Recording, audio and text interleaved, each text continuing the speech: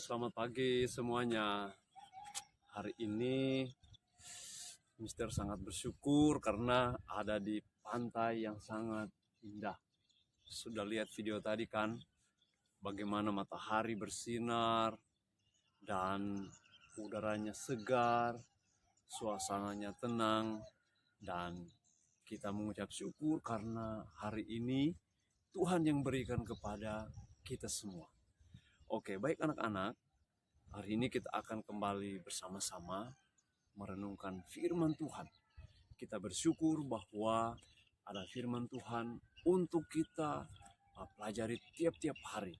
Dan Mister berharap anak-anak kita semua bertumbuh di dalam firman Tuhan, supaya kita menjadi anak-anak yang sungguh-sungguh menyenangkan hati Tuhan. Oke, anak-anak yang dikasihi Tuhan, kita akan belajar lagi firman Tuhan hari ini. Kita akan meneruskan pelajaran kita di kitab 1 Samuel. Oke, siapa masih ingat cerita minggu lalu? Ayo.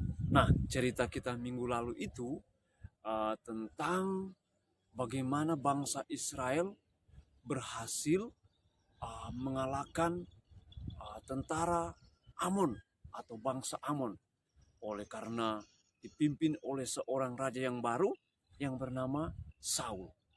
Nah, hari ini kita akan melanjutkan lagi pelajaran cerita Alkitab tentang hal itu.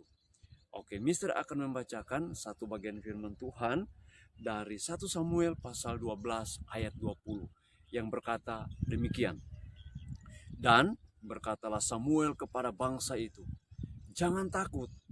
Memang kamu telah melakukan segala kejahatan ini, tetapi janganlah berhenti mengikuti Tuhan, melainkan beribadahlah kepada Tuhan dengan segenap hatimu." Nah, anak-anak yang dikasihi Tuhan Yesus Kristus, Samuel dan Saul memberikan pengaruh yang sangat besar kepada bangsa Israel. Nah, kehadiran Samuel memberikan semangat, memberikan situasi yang baru, sehingga bangsa ini kembali mengalami sukacita. Nah, satu waktu Samuel ini mengumpulkan semua bangsa itu di Gilgal. Namanya Gilgal. Nah, itu satu tempat yang ada di Israel.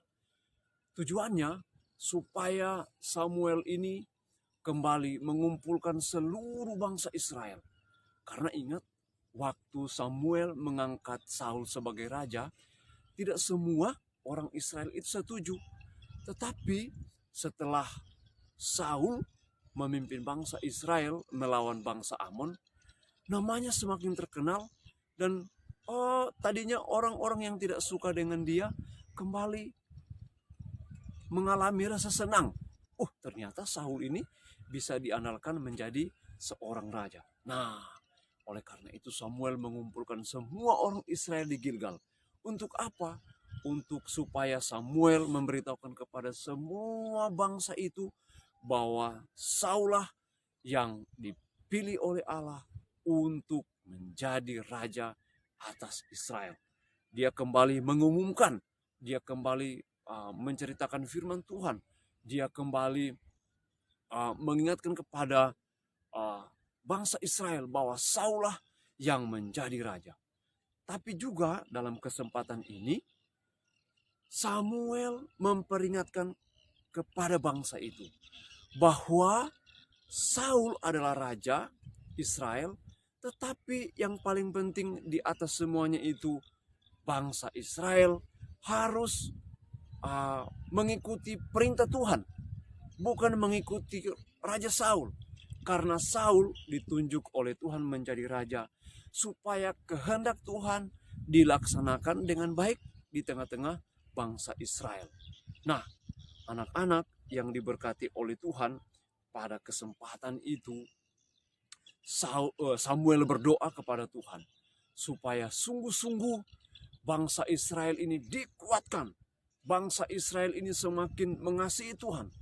Dan Samuel mengingatkan kepada bangsa Israel, jika bangsa Israel hidup takut menuruti perintah Tuhan, maka bangsa Israel diberkati oleh Tuhan.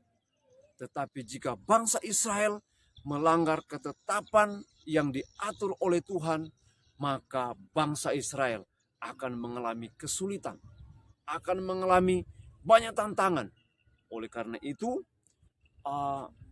Tuhan berharap melalui Nabi Samuel bahwa bangsa Israel ini patuh kepada Raja Saul sebagai raja yang baru, di mana Raja Saul sebagai juga salah satu yang dikehendaki oleh Tuhan untuk memimpin bangsa Israel.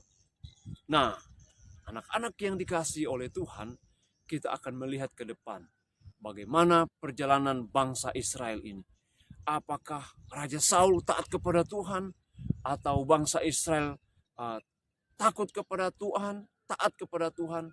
Maka kita akan melihat.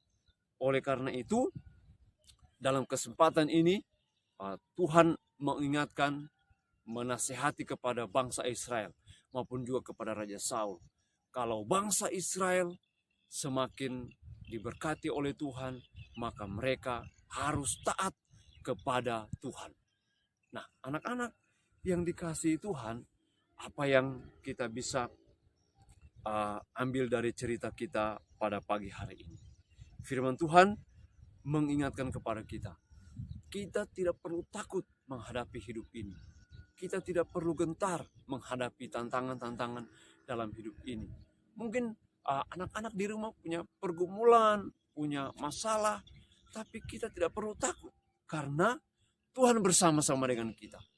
Ingat, Tuhan menasihatkan kepada kita semua bahwa kita harus taat, kita harus takut kepada Tuhan, kita harus ikut perintah Tuhan, kita harus mau melakukan kehendak Tuhan, sehingga dengan demikian maka Tuhan bersama-sama dengan kita semua. Tuhan akan menolong kita semua meskipun kita menghadapi tantangan dalam kehidupan ini. Oke, anak-anak yang dikasihi Tuhan, demikian cerita firman Tuhan pagi hari ini. Mister berharap kita semua semakin bertumbuh, kita semua semakin takut kepada Tuhan, semakin mengasihi Tuhan. Sebab hanya dengan demikian hidup kita berkenan kepada Tuhan, dan Tuhan menyertai dan memberkati kita semua. Selamat belajar, selamat menjalani sepanjang hari ini. Tuhan menolong dan menyertai kita. Amin. Mari kita berdoa. Tuhan Yesus, terima kasih kami sudah dengar cerita firman Tuhan. Tuhan tolong kami supaya kami dapat mengerti dan memahami firman Tuhan. Tolong kami menjadi anak-anak yang takut kepada Tuhan, mengasihi Tuhan, sehingga kehidupan kami menjadi kehidupan yang sungguh-sungguh memuliakan nama Tuhan. Terima kasih Bapa di sorga, ini doa kami, dalam nama Tuhan Yesus kami berdoa, haleluya, amin.